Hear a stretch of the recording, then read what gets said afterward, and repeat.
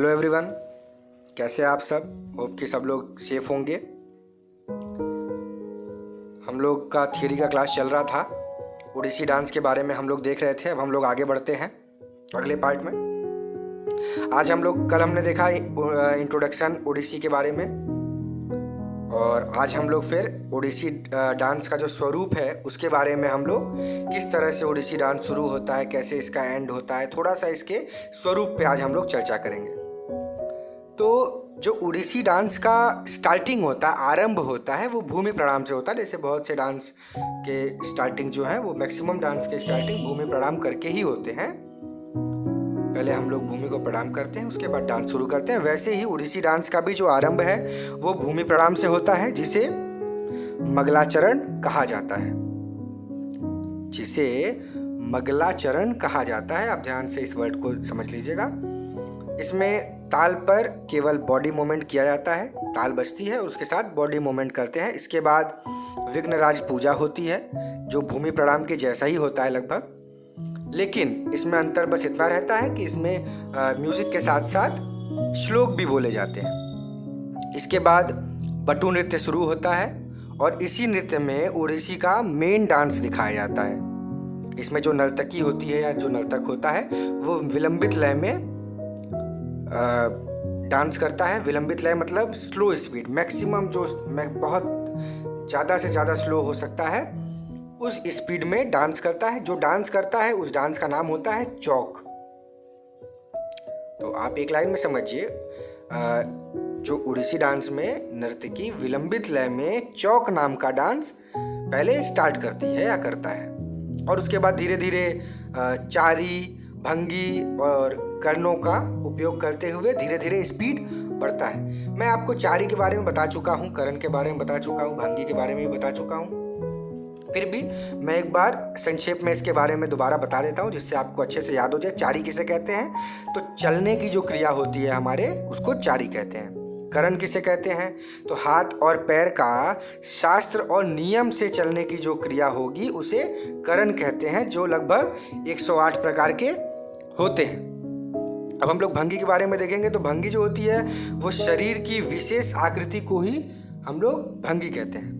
अब भंगी के बारे में देखा जाए तो ये 3 प्रकार के होते हैं। पहला है एक भंग, दूसरा है द्विभंग, तीसरा है त्रिभंग। इसके बारे में आपको बताता हूँ। एक भंग क्या होता है? अगर पूरा शरीर हम लोग अपना सीधा रखते हैं, एकदम स्ट्रेट, तो उसको एक भंग कहते हैं। द्विभंग क्या होता है? जब कमर पे बल देकर, कमर पे पावर लगाकर, फोर्स देकर शरीर को 2 हिस्से में रखा जाता है तो द्विभंग कहलाता है। अब हम लोग त्रिभंग के बारे में देखते हैं। त्रिभंग क्या है? जो इसका तीसरा और आखिरी भाग है। जब घुटना, कमर और गर्दन इन तीनों को मोड़कर अलग अलग साइड में कर दिया जाए तो वो त्रिभंग कहलाता है। मतलब ये तीनों ही अलग अलग तरीके से यूज होते हैं, अलग अलग साइड में होते हैं, इसको त्रिभंग कहते हैं। तो ये तो मैंने आपको बता दिया चारी, करण और भंगी किसे कहते हैं। अब हम लोग आगे देखते हैं ओडिसी नृत्य के स्वरूप के बारे में। बटू नृत्य जैसे मैंने बताया करते हैं बटू नृत्य।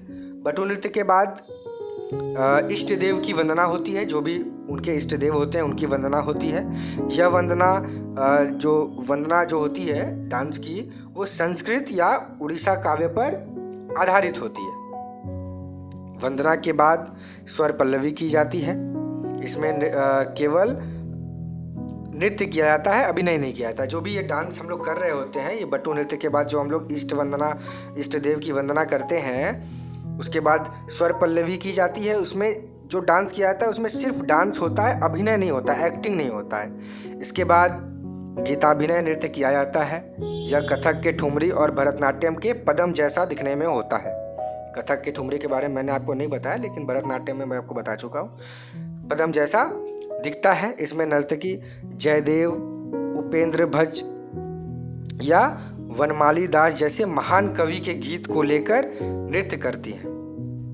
इसमें जयदेव जी का दशावतार बहुत ही ज़्यादा फेमस और लोकप्रिय है, ज़्यादातर इस पे लोग करते हैं। इसके बाद ओडिसी डांस का जो एंड होता है वो तर्जन से होता है, जो कथक के तराने की तरह होता है, और ये द्रुत लय में होता है। जैसे 3 प्रकार के लय होते हैं, लय के बारे में आप जानेंगे। विलंबित लय, मध्य लय और द्रुत लय। विलंबित लय जो सबसे ज़्यादा कम स्पीड होती है उसको विलंबित लय करते हैं, मतलब सबसे स्लो। मध्य लय मतलब नॉर्मल स्पीड में आ जाएंगे, जो विलंबित लय से तेज होती है और द्रुत लय से धीमी होती है। फिर द्रुत लय में आएंगे जिसकी स्पीड विलंबित लय और मध्य लय दोनों से ही तेज होती है, ये होता है हमारा द्रुत लय। तो जो इसका एंड होता है डांस का वो तर्जन से होता है, जो कथक के तराने की तरह होता है, जो हाई स्पीड में यानी द्रुत लय में होता है। इस नृत्य में लास्य नृत्य का अधिक प्रयोग किया जाता है और तांडव नृत्य का जो अंश है वो कम देखने को मिलता है, और इसलिए इसमें भरतनाट्यम और कथक जैसा ये डांस देखने को मिलता है। तो ये था स्टूडेंट्स हमारा ओडिसी डांस का जो स्वरूप है, जो रूपरेखा है, कैसे करते हैं शुरुआत और अंत। इसके बाद अब हम लोग देखते हैं इसमें कौन से इंस्ट्रूमेंट यूज होते हैं। तो जो ओडिसी डांस का इंस्ट्रूमेंट है, वाद्य है, वो बहुत सीमित है, बहुत लिमिटेड है। एक गायक या एक गायिका होती है इसमें। इंस्ट्रूमेंट कौन कौन से होते हैं मैं आपको बता रहा हूँ। एक सिंगर होता है, मेल या फीमेल जो भी होगी। उसके अलावा एक मृदंग होता है और एक बांसुरी होता है। कभी कभी रेयर केस में कभी कभी जब ज़रूरत के हिसाब से सारंगी या बेला जैसे इंस्ट्रूमेंट्स भी रखे जाते हैं। इसमें गुरु ही जो होते हैं इनके, वो मंजीरे पर ताल देते हुए बोलते हैं। तो यही छोटे से मतलब 2-3 तरह के इंस्ट्रूमेंट इसमें यूज़ होते हैं। इसमें ज़्यादा इंस्ट्रूमेंट्स नहीं यूज़ होता है। अब हम लोग स्टूडेंट्स देखते हैं history of Odissi dance. Odissi dance का इतिहास हम लोग देखेंगे अब अगले टर्न पे। उसके बाद इसकी विशेषताएं, मुद्रा, वेशभूषा, कॉस्ट्यूम, ये हम लोग अगले टर्न पे देखते हैं। इसी के साथ ये वीडियो हम लोग यहीं एंड कर रहे हैं। और आप लोगों को मैंने उड़ीसा डांस के स्वरूप के बारे में, रूपरेखा के बारे में, कैसे स्टार्ट होता है, कैसे एंड होता है, ये सब बताया। आप इसको मैं कम करके इसलिए बता रहा हूँ, आप इसको बारीकी से अच्छे से समझ सके। बार बार सुनिएगा, जो भी मैं क्लिप आपको भेजता हूँ या वीडियो डालता हूँ उसको बार बार सुनिए। एक बार में बहुत सारी चीज़ मैं आपको बता दूंगा, आपको समझ में नहीं आएगा, सब ऊपर से निकलेगा। इसलिए मैं थोड़ा थोड़ा करके बता रहा हूँ जिससे आपको अच्छे से समझ में आए। अभी जब तक लॉकडाउन चल रहा है, जब तक ऑनलाइन क्लासेस हमारी चल रही हैं, तब तक आप थियोरी का बहुत सारा नॉलेज हमसे ले सकते हैं। आप अच्छे से सीखिए, समझिए, पढ़िए। लॉकडाउन खुलने के बाद फिर इसके बारे में हम लोग विस्तार से चर्चा करेंगे कि क्या आपने सीखा, उसके बारे में मैं आपसे बात करूंगा। ये थियोरी का जो डांस, अभी थियोरी में कुछ चीज़ें बची हुई हैं जो टाइप्स ऑफ डांस के, वो मैं कंप्लीट करने के बाद फिर आपको डांस में ले आऊँगा। कोशिश करूँगा इस बार वेस्टर्न डांस। बहुत सारे बच्चों के कुछ कमेंट्स आए हुए हैं अलग अलग सॉन्ग्स पे, उनकी डिमांड है कि सर इस पे सिखाइए। मैं वो भी कोशिश करूँगा कि उस पर भी सिखाऊँ। उससे पहले मेरी ये कोशिश है कि मैं आपको किसी सॉन्ग पे पर्टिकुलर ना सिखा करके डांस फॉर्म पे फोकस करूँ, जिससे आप खुद वो डांस बना सके, कोरियोग्राफ कर सके।